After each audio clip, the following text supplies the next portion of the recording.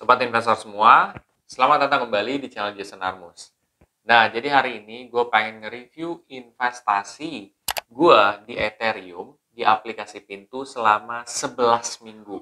Kira-kira bagaimana perjalanan gue selama 11 minggu dan juga ada info yang bakal gue selipin di akhir video ataupun di pertengahan video. Nah, buat sobat investor yang penasaran, simak videonya setelah yang satu ini.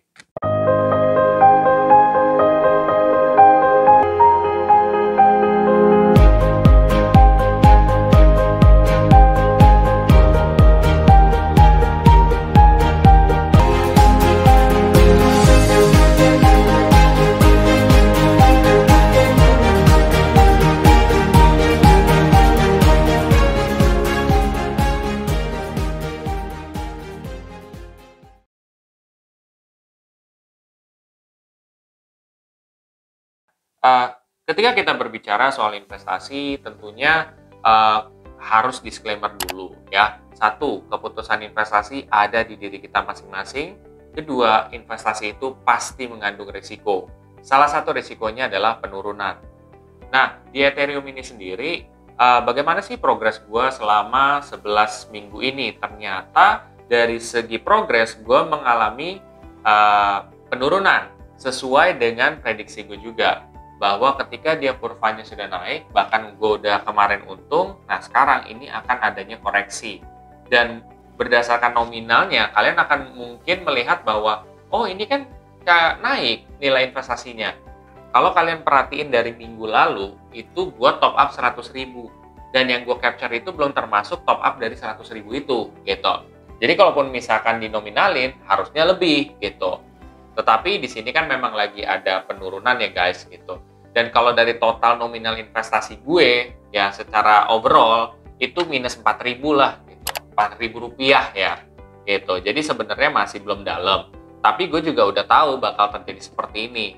Seperti yang gue bilang di minggu lalu, gitu ya. Karena di cryptocurrency ini tuh, dia tidak yang fluktuatifnya kecil, fluktuatifnya itu kencang banget. Apalagi ketika dia sudah fluktuatif tinggi banget, pasti dia akan coba untuk menyesuaikan dengan harga yang sesungguhnya, gitu ya. Jadi perlahan-perlahan aja gue lihat masih ada potensi untuk naik gitu. Kalau kita lihat dibandingkan beberapa bulan lalu, kalau kamu ikutin perjalanan gue juga ya, itu di situ apa ya, banyak banget minusnya. Dan bahkan mungkin kalian setiap gue review di beberapa bulan awal itu banyak minus.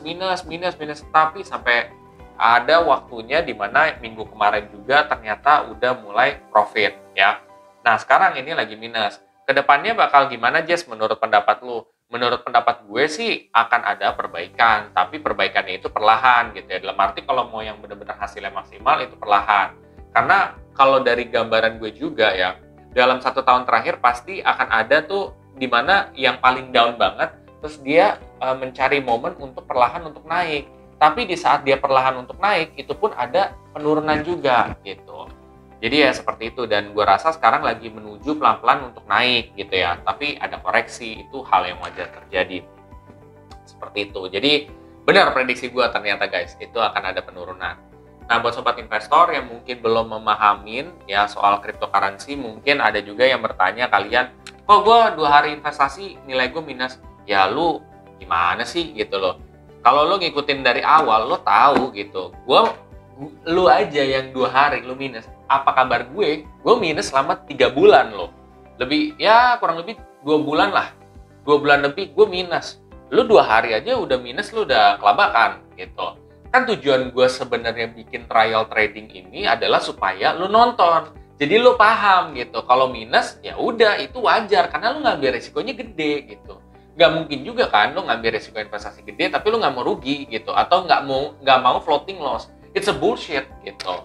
Jadi lu harus bisa menerima bahwa investasi itu bisa turun gitu. Dan ketika lu bisa turun, lu menerima itu, profit pun bisa lo capai. Semua orang juga mau cuan, Pak. Tapi kan step-step buat ke sana itu tuh nggak semudah itu. Makanya gue kasih tahu supaya lu nonton semuanya tuh di trial trading gue di playlist. Supaya kalian bisa jadi investor yang lebih pintar juga dan mengerti kenapa itu bisa terjadi. Gitu. Seperti itu guys. Jadi nggak ada ruginya kalau nontonin juga, dapat info tambahan juga seperti itu. Jadi tetap kalian menurut pendapat gua ya fokus aja dalam berinvestasi. tentuin tujuannya apa ya. Kalau lu nggak tahu tujuannya apa, kapan lu mau tarik, misalkan 1 tahun 2 tahun, ya udah lu set di situ, ya udah mau dia naik seberapa persen pun, kalau lu target setahun ya target setahun gitu ya. Mau misalkan naiknya udah 20% nih, gue tarik apa enggak ya. Kalau lo targetnya setahun ya nggak usah ditarik gitu. Kalau misalkan target gue adalah 20%, ya udah lo tarik gitu karena udah achieve gitu.